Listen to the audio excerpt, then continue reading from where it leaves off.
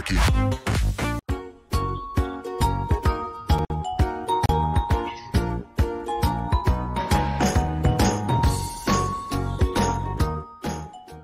Kali ini kita akan membahas hukum 1 Kirchhoff dan hukum 2 Kirchhoff.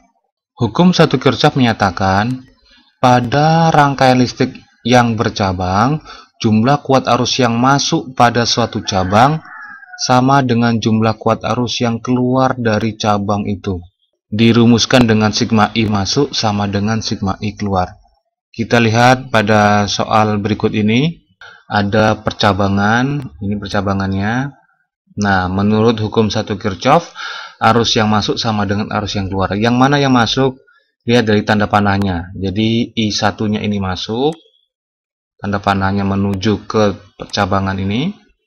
I2-nya juga masuk karena menuju tanda panahnya percabangan.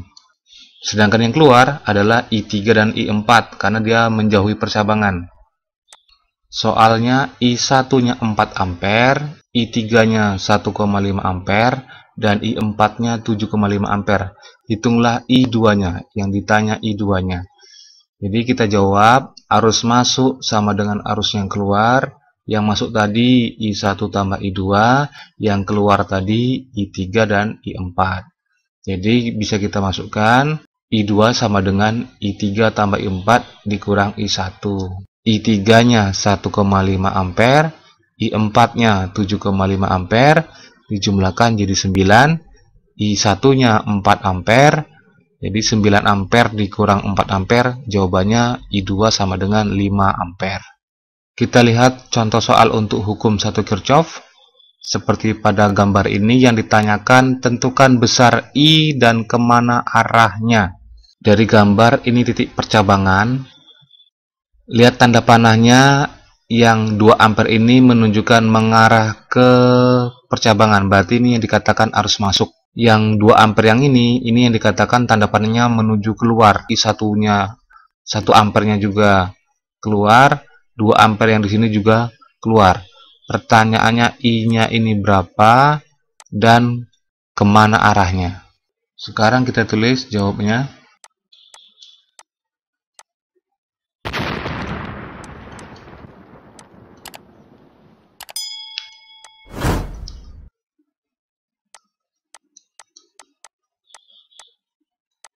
I masuknya 2 ampere, sedangkan yang jelas-jelas keluar adalah 2 ampere ditambah 1 ampere ditambah 2 ampere. Terlihat yang lebih banyak adalah yang keluar, jadi ini jumlahnya 5, sedangkan yang baru masuk adalah 2. Berarti yang I di sini arahnya masuk, supaya dia jumlah yang masuk sama dengan jumlah yang keluar. Ini 5, baru yang baru masuk 2, I-nya ada berapa? Jadi 3, 5 dikurangi 2, 3 ampere. Itulah jawabannya. Atau kita analogikan, ada 6 jalan yang terhubung, ini simpang 6 ya. Nah, anggap aja ini ada 2 mobil yang masuk ke sini, yang keluar sini 2 mobil, lewat sini 1 mobil, yang lewat sini 2 mobil. Artinya lebih banyak yang keluar. Ini berarti yang keluar ada 5. 2 tambah 1 tambah 2 berarti 5 mobil. Sedangkan yang baru masuk 2, berarti butuh 3 mobil lagi supaya pas jumlah yang masuk sama dengan yang keluar. Sekarang kita bahas hukum 2 Kirchhoff. Bunyinya, jumlah aljabar perubahan tegangan yang mengelilingi suatu rangkaian tertutup atau dikatakan loop sama dengan 0. Jadi sigma E ditambah sigma I kali R sama dengan 0. Ini contoh rangkaian tertutup ya, atau dikatakan loop. Nah, ini contoh 1 loop. Perjanjian tandanya, kuat arus yang bertanda positif jika searah dengan arah loop yang kita tentukan, dan negatif jika berlawanan dengan arah loop yang kita tentukan. Itu yang pertama. Yang kedua, saat mengikuti arah loop, kutub positif sumber tegangan dijumpai lebih dahulu daripada kutub negatif, maka GGL-nya bertanda positif dan negatif bila sebaliknya. Contohnya dari D ke F, berarti bergerak ketemu yang panjang duluan, kutub positif. Yang ini yang pendek negatif, berarti ketemu yang panjang duluan, berarti nilai E-nya bertanda positif. Misalnya dari F ke B, dari sini ketemu yang pendek duluan, berarti ini kutub negatif, ini kutub positif, berarti nilai E-nya nanti bertanda negatif. Untuk lebih jelasnya kita lihat pada soal. Contoh soal untuk satu loop, E1-nya di sini 24 volt, E2-nya di sini 12 volt, R1 R2 itu masuknya hambatan dalamnya, R1-nya 1 ohm dan R2-nya hambatan dalamnya 1 ohm juga. R1 di sini 4 ohm, R2 di sini adalah 2 ohm. Yang ditanya besarnya arus yang mengalir pada rangkaian dan arah arusnya. Caranya adalah, langkah pertama, kita tentukan arah loop dulu. Jadi arah loop ini bisa searah jarum jam, bisa berlawan jarum jam. Misalnya saya kasih tanda ini titik A, di sini titik B, di sini titik C, di sini titik D. Kita misalkan arah loopnya A, B, C, D, A, berarti bergerak searah jarum jam. Sekarang kita tuliskan persamaan hukum 2 Kirchhoff.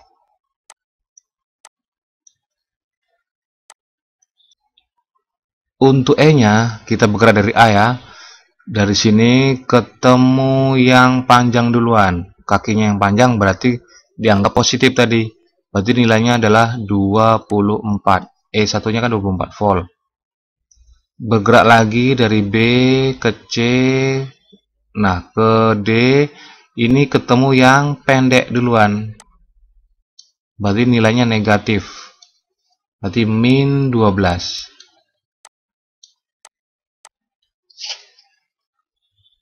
E-nya sudah tidak ada lagi, sekarang baru kita masukkan I-nya. Plus I, sigma R-nya. R-nya ada berapa? Ada hambatan dalam tadi, R1, R2, R hambatan dalam yang kedua, plus R1, sama dengan 0. 24 dikurang 12 hasilnya 12, plus I, R1-nya tadi 1, R2-nya 2, R2 hambatan dalamnya 1, R1-nya 4. 12 plus I, ini dijumlahkan hasilnya 8, sama dengan 0. 12 pindah ruas jadi min 12. Ini 8i, di I sama dengan min 12 per 8, atau I sama dengan min 1,5 ampere. Nah, tanda negatif tadi sesuai dengan perjanjian tanda. Jika bertanda negatif, artinya arahnya berlawanan dengan arah yang kita tentukan atau kita tetapkan. Jadi, arah arus sebenarnya berlawanan jarum jam. Untuk lebih jelasnya, kita lihat lagi contoh soal berikut untuk satu loop. Perhatikan rangkaian di bawah ini. Yang ditanya arus yang mengalir pada rangkaian. Dan yang kedua, beda potensial antara ujung A dan ujung D. Kita jawab pertanyaan yang pertama tadi untuk yang A. Yang pertama, kita tentukan arah loop dulu, misalnya dari B, C, D, A, B, atau searah jarum jam. Nah, kita tuliskan persamaannya. Nah, dari B ke C, ketemu yang kutub positif, ini yang panjang, nilai E-nya positif, E-nya berarti 5 volt. Terus bergerak lagi ke sini, ketemu yang panjang lagi. Lebih duluan ketemu panjangnya daripada pendeknya, berarti positif juga lagi.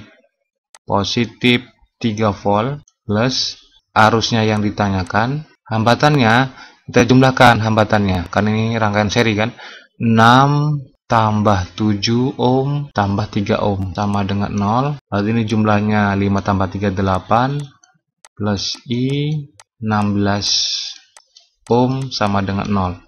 Berarti I sama dengan, pindah ruas, min 8, I sama dengan min 8 per 16. Jadi I sama dengan min 0,5 ampere. Ternyata hasilnya negatif. Berarti arah loop yang kita tentukan tadi berlawanan dengan arah sebenarnya dari arah arus.